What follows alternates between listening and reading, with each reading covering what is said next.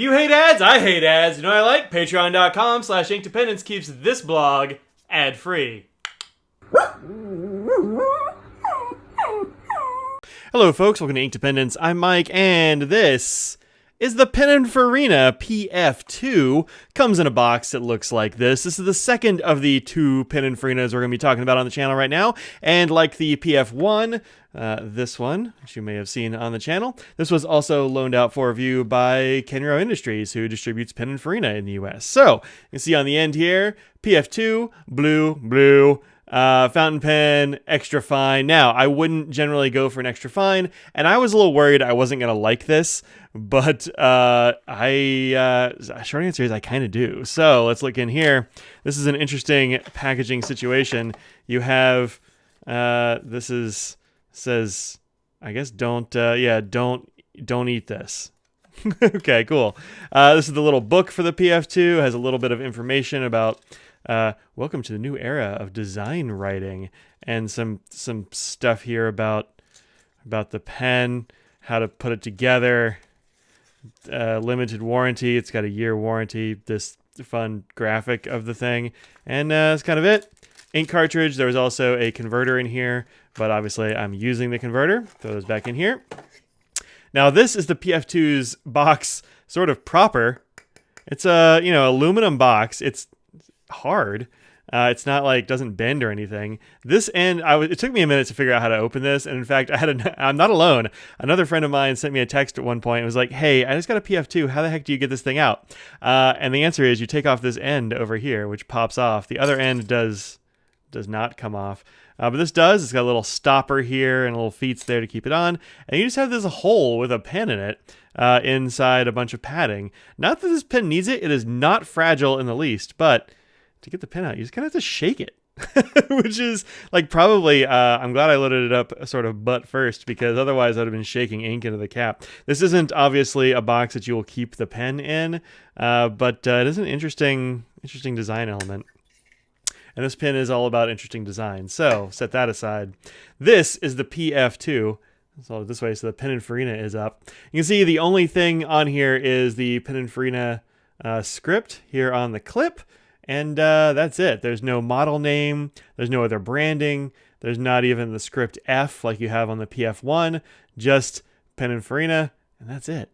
You have these very nice lines. You have a flat side here in line with the clip. You can see the clip is in line with the body. In fact, it's sort of inset into the body. The finials here have the little end of the clip there. And on the bottom is nothing. You just have sort of an etch around here. This might actually be a whole separate piece. I'm not 100% sure how they put this together. I didn't study that design schematic or anything like that. So that's the looks of this pen starting out. You get several color options. I believe there's blue, silver, I want to say black. I haven't done a whole lot of research into what other colors are available. It is anodized aluminum. It is metal. It has a little bit of a texture. Probably can't hear that in the microphone. Maybe you can. I don't know. Yeah, lots of it looks good, I think. The clip is a little bit of a fingerprint magnet, but aside from that, you aren't going to get fingerprints on this because of this matte texture they have on this anodized aluminum. Now, the clip is something I want to talk about because it's both really interesting and also I'm not 100% sure how useful this clip is. You get the clip to work by pressing down on the top here, and it gives a little bit of a spring. There's a little bit of a hollow back behind here, and it's spring-loaded, so like this. And then if you want to clip it on something, you sort of clip it on, like this, with a springy bit out. Now, this spring clip does not really... You can see it goes out I don't know, what is that? It's a very shallow angle right there, but it doesn't come out this way. It tilts. So instead of moving this way, it tilts. And it's not super effective, if I'm honest. This is my one quibble about this pen, is that the clip ain't great. Now, it will kind of hold on to some documents if you want to put it on a... I don't know, if you want to stick it on the side of a notebook or something like that, you can. It holds on pretty well. It's not going to immediately fly out. But you can also see that when you do that, maybe you can see, when you do that, it pokes out because that's the way this angle works, right? There's not room in there for it to move sort of horizontally. It only moves diagonally. And it's okay, but if you put it on like a shirt pocket or something, it might get caught on something. I don't know. I'm not real confident putting this on a shirt pocket.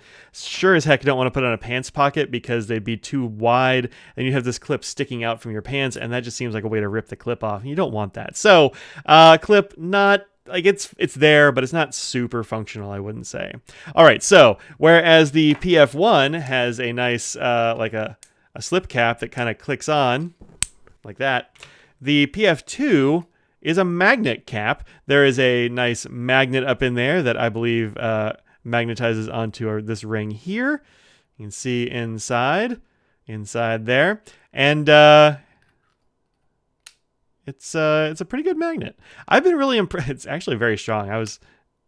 You have to really give it a little bit of a tug to get it off of there. It's not going to fall off casually, and so I wouldn't be worried about that if you have this clipped onto something. It's not going to fall off under its own weight, and it's not the lightest pen around, but it's not gonna come loose on its own. Now you do have to be mindful when you're putting this cap back on that it has to be orientated correctly, or it just won't work. If you try to put it on this way, I mean, obviously, it's not gonna work. But if you get it close enough, it'll like pop itself into the right orientation, which is kind of cool. The inside of this cap does have a very nice cap seal in here. I have not had any problems with this pen going dry in the time I've been using it, which has been a little while, and I've been using a pigmented ink in this. This is Cala Spectralite, which I think is a beautiful ink, but it can tend to be very wet, and so I was wanting to use it in something very fine, and this is listed as being an extra fine, so I'm like, let's give it a try. It has been fabulous in this pen. I have had no complaints about this at all, except maybe a little bit of nib creep there, but that's not a big deal. You can wipe it off if you want. It doesn't bother me, but you'll get a little bit of that. I haven't had any problems with this cap, like doing weird things like pulling a vacuum on the pen when I'm taking the cap off. I don't really know how it avoids that, but I haven't had it happen. Now, you don't want to post this pen really. Like, it'll kind of post. You can set the cap on there, but there's nothing to keep it on. It doesn't stay, so it doesn't really post. But if you put the cap down, you can see it'll weeble wobble. But it won't roll away, and that's because of the flat side. Similarly with the top of this, you can just put it down like that, and it won't roll away, which is nice. It doesn't have a roll stop, but it does have this nice flat side. You've seen that in some other pens, I imagine.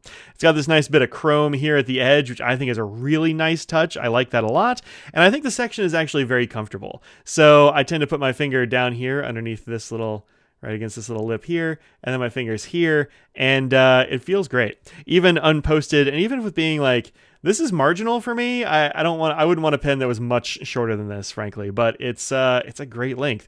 Uncapped, this is 5.3 inches, which is 134.6 millimeters. You'll have all those stats at the end of the video, so go down to the end of the video if you want to get all those. But this section is very comfortable at 10.5 to 12 millimeters. There is a slight flare to this. So I think this is actually a very comfortable pen. I usually grip it right here in the middle, so it's probably about 11.5 millimeters in diameter, and it's real good.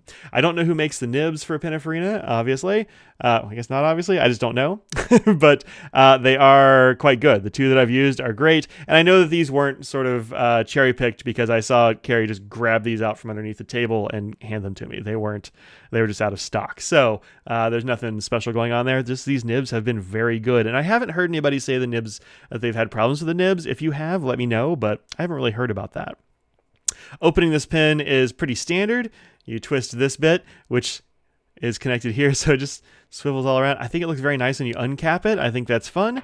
And like the PF1, it has the screw-in converter, which is also a thing I like. You can see I've gotten a little bit of ink around there, probably from just shaking the crap out of it, trying to get it out of its box here on camera. One sec. All right, there we go. Just kind of cleaned it up with a little towel over here, and we are good to go. Put that back in there. And actually, see, I've used up all the ink in here with this extra fine nib. I really like using this pen. It's one I've been reaching for a lot, and so it's probably another one that I'll buy from Kenro. You can also see there is a little O-ring down here at the bottom just to make sure it stays nice and snug. Sometimes when you have metal on metal threads, they will unscrew themselves. I have not had that happen at all with the PF2. All right, so there we go. Back in line, and I do like that it's in line with this all the time. It's a good feature, and it feels nice, and I dig it. All right, so let's do a little writing sample. Let's look at it next to a bunch of other pens, and away we'll go. Okay, so for comparisons here, I have picked some other pens that are a little bit spacey in their aesthetic. We have here the Sailor 1911. This is the standard size, the Gunkanjima one, which is gray and orange, and I love it. You've also got the Pininfarina PF2 here, the PF1 next to it, the Diplomat Arrow, which is engineered to look like a dirigible, and then you have the Twisby Eco, which is a little bit futuristic looking too, I think, for some reason. And this is, it's a little bit bigger than the rest of these pens, but let's take off the cap because you're not going to write with it capped anyway. Okay, so here you go. And now uncapped, well, let's scooch this down a little. It's a little hard to say like where this pen ends because it has this this angle at the bottom. So if I square it up, it's taller than everything else, but if I sort of put that flat side there, it's the same length as everything else except for the Sailor, which is a much smaller pen. But the Pininfarina PF2 is a very comfortable size to write with. It's in line with these other four that I use all the time, and the 1911 that a lot of people are very familiar with. So a good size. I think it's got a good weight to it. It's a bit heavier than average just because it's quite thick and it's made of metal, but I wouldn't say that it's too weighty or anything like that. The weight seems to be right here in your fingers and not back here at the back because it's not a very long pen. Just a lot of weight right in here, and that's perfectly fine. It gives you good maneuverability, feels nice in the hand, gets itself on the paper, and I think it feels great. Okay, let's put all these caps back on and do a little bit of a writing sample. Okay, so this is my Rhodia pad, the same one I was using for the PF1 review. You can see I wrote here on with that. No problem with this medium nib at all. It was very nice, and I was using Diamine Panda Spice, which is fun to say because it sounds like Panda Spices. All right, or sorry, Panda Piece. Panda Pieces. All right, so this is the Pininfarina PF2.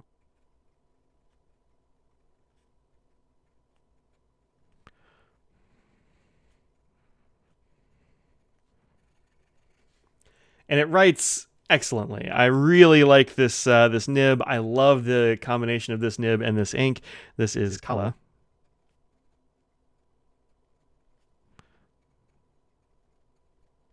Kala Nostalgia Spectralite, which is a pigmented ink. It has all kinds of colors going on in there and writes a little bit on the wet side. But it is great in this this extra fine nib. I wanted to roll just a little bit off frame. But it has been great in this extra fine nib. You can also see that the extra fine nib is not particularly fine. It is finer than the medium nib on the PF1, but I would say this extra fine is more like a fine than an extra fine. And I obviously can't speak for the larger end of the spectrum here. They both do come with broad nibs. These are steel nibs, and I don't know who makes them, so I can't really tell you, general things like these nibs write like this. I can just tell you these nibs write thusly, and they write very nicely, but the medium, fairly medium, the fine, the extra fine, more like a fine, I would say. So there you go. All right, so the street price for this pen is $236, where I found it on the internet. The manufacturer's suggested retail price is $295, and that is a fairly high price range for this pen, I think. But if you're buying this pen, you're buying it for design, and because you look at it and go, that looks really cool. I want that in my desk and in my pocket and in my hand, and I want to have something that looks really cool. So you're buying design when you buy a pen like this. And that is, I think, what Pininfarina is going for. You just happen to have these very design-centric aesthetics that also write and feel really good in the hand. And so I don't have a problem with that price point, honestly. I think $236 is a little bit high, but I mean, for these designy pens, it's kind of the way it goes. So, you know what you're getting. It writes well, it looks super good, it works great, and this magnetic cap does keep your nib wet, which is very nice. I'm never really certain if a magnet cap will work. This one does. Feels good. All right, so thank you very much for watching. Thank you, Kenro, for letting me borrow this for review, and I will see y'all later on. Take care of each other, be safe, and peace out.